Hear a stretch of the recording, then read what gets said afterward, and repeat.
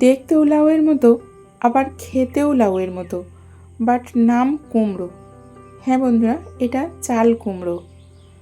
নামকরণের analytics Google দিতে পারছে না, বাট আমার মতে সাধারণত এটা বাড়ির চালে হয়ে থাকে।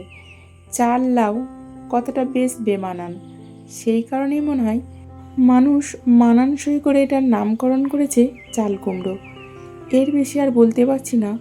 তবে আপনাদের যদি কারোর জানা থাকে নামকরণের রহস্য, অবশ্যই আপনারা কমেন্টে লিখবেন। তো গল্প করতে করতে চাল কুমড়োটা খোসা ছাড়িয়ে এরকম করে সরু সরু করে লাউয়ের মতো করেই কুচিয়ে নিলাম। সমস্ত চাল কুমড়োটাও কুচোনো হয়ে গেছে। এখন আমি জল দিয়ে 3-4 বার পরিষ্কার করে ধুয়ে নেব।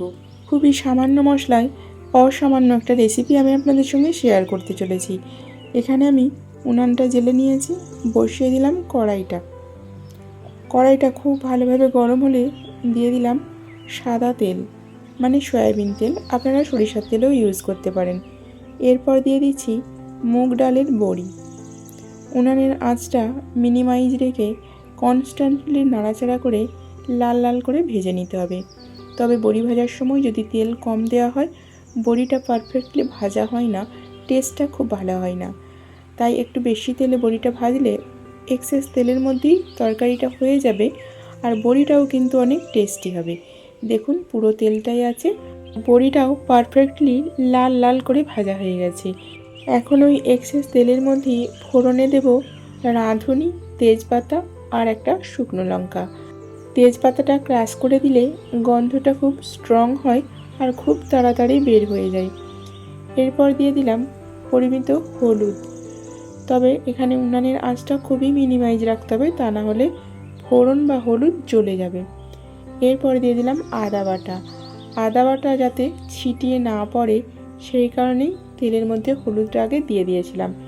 এরপর বেশ ভালো করে কিছুক্ষণ কষিয়ে নিলাম, যাতে আদাটা তেলের ওপর খুব ভালোভাবে ভাজা হয়ে যায়। এরপর দিয়ে দিচ্ছি চাল কুমড়োটা। চাল কুমড়োর পরিমাণ অনেকটাই বেশি, তাই হাফটা দিয়ে এখন আমি একটু নাড়াচাড়া করে নেব। এতে করে তলার মশলাটা জ্বলে যাবে না, সেই সঙ্গে নাড়াতেও সুবিধা হবে। কিছুক্ষণ নাড়াচাড়া করার পর বাকি চাল কুমড়োটাও দিয়ে দেব। এরপর কিন্তু নাড়াচাড়া না করলেও মশলাটা জ্বলে যাওয়ার সম্ভাবনা থাকবে না। তারপরেও আমি আবারও একটু নাড়াচাড়া করে দিচ্ছি।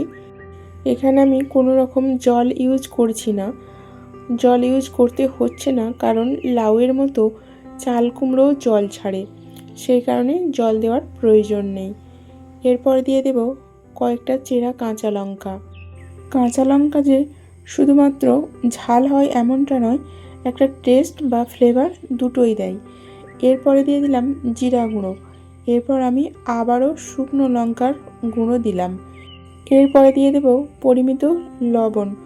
যদিও বা আমি কাঁচা লঙ্কা ইউজ করেছি, তারপরেও এখানে লঙ্কার গুঁড়ো দিলাম। কারণটা হচ্ছে এখানে চাল কুমড়োর পরিমাণ অনেকটাই বেশি।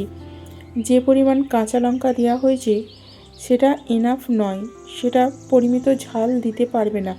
আর যে কোনো রেসিপি একটু ঝাল ঝাল না হলে সেটা মুখে লাগে না, সেই কারণেই ঝালটা মেনটেন করার জন্য কিছু গুঁড়ো লঙ্কাও অ্যাড করে দিলাম। তো নাড়াচাড়া করে এখন আমি চাপা দিয়ে দিচ্ছি। অবশ্যই উনানের আঁচটা মিনিমাইজ রাখতে হবে। এখানে নিয়েছি অল্প একটু গোবিন্দভোগ চাল। চালটা আমি ঘন্টাখানেক আগে ভিজিয়ে রেখেছিলাম। এখন জলটা ফেলে দিয়ে ঝরঝরে চালটাকে আমি বেটে নেব। শিলপাটায় বাটলে সুবিধা হয়, কারণ যেহেতু পরিমাণে অল্প, তাই মিক্সিতে বাটলে খুব একটা ভালো হবে না, তাই শিলপাটাতেই বেটে নিতে হবে। চাল বাটাটা তুলে নিলাম। পরিমাণে অল্পই আছে দেখেছেন, কারণ খুব বেশি দিলে আবার খুব বেশি গদগদা হয়ে যাবে, সবজির টেস্টটা খুব একটা থাকবে না। এখন কড়াইটা খুলে দেখে নিচ্ছি, দেখুন চাল কুমড়োটা কতটা জল ছেড়েছে আর কতটা মজে গেছে, অনেকটাই সফট হয়ে গেছে। এখন বেশ কিছুক্ষণ কষিয়ে নেব। যেহেতু মশলা দিয়ে খুব বেশি কষানো হয়নি, চাপা দিয়ে দিয়েছিলাম, তাই এখন বেশ কিছুটা টাইম নিয়ে কষিয়ে নিতে হবে, যাতে করে মশলার কোনো রকম গন্ধ না থাকে। এরপর পরিমাণে কমে এলে, মাখো মাখো হয়ে এলে দিয়ে দিলাম চাল বাটাটা। এরপরে দিয়ে দেব ভাজা বড়িগুলো, কারণ চাল বাটা দেওয়ার পর খুব বেশি ফোটাবো না, তাহলে তলায় লেগে যাওয়ার সম্ভাবনা থাকবে। আবার খুব বেশি ফোটালেও অনেকটা হরহরে বা পিচ্ছিল ভাব এসে যাবে রেসিপির মধ্যে। তাই অল্প একটু নাড়াচাড়া করে একটু স্টে টাইম দিয়েই নামিয়ে নিতে হবে। সেই কারণে বড়িগুলোও দিয়ে দিলাম, যাতে খুব ভালোভাবে সিদ্ধ হয়ে যায় এই একই সময়ের মধ্যে। তাই অল্প একটু নাড়াচাড়া করে দিলাম। আর উনানের আঁচ একদমই বন্ধ করে দিয়েছি। গ্যাস হলে অবশ্যই স্টিম আঁচে রাখতে হবে। একটু নাড়াচাড়া করে একটুখানি স্টে টাইম দিয়ে দেবো। খুব বেশি যে ফুটতে হবে এমনটা নয়, যেহেতু চালটা বাটাই আছে তাই সিদ্ধ হতে হবে এমন কোনো ব্যাপার নেই। মিনিট 2 ওয়েট করার পর দেখুন কতটা মজে গেছে। আর এই দেখুন তলায় লেগে যাওয়ার একটা টেন্ডেন্সি দেখা যাচ্ছে। তাই অল্প একটুখানি নাড়াচাড়া করে দিলাম, যাতে মিক্সিংটা খুব ভালোভাবে হয়ে যায় আর রেসিপিটা অনেকটা মাখো মাখো টান টান হয়ে যায়। একটু নাড়াচাড়া করার পর এখন আমি সার্ভ করে দেব।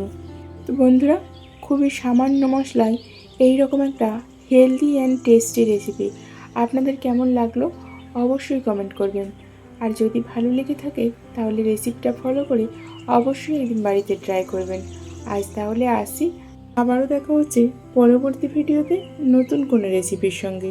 ততক্ষণ পর্যন্ত সুস্থ থাকবেন, ভালো থাকবেন।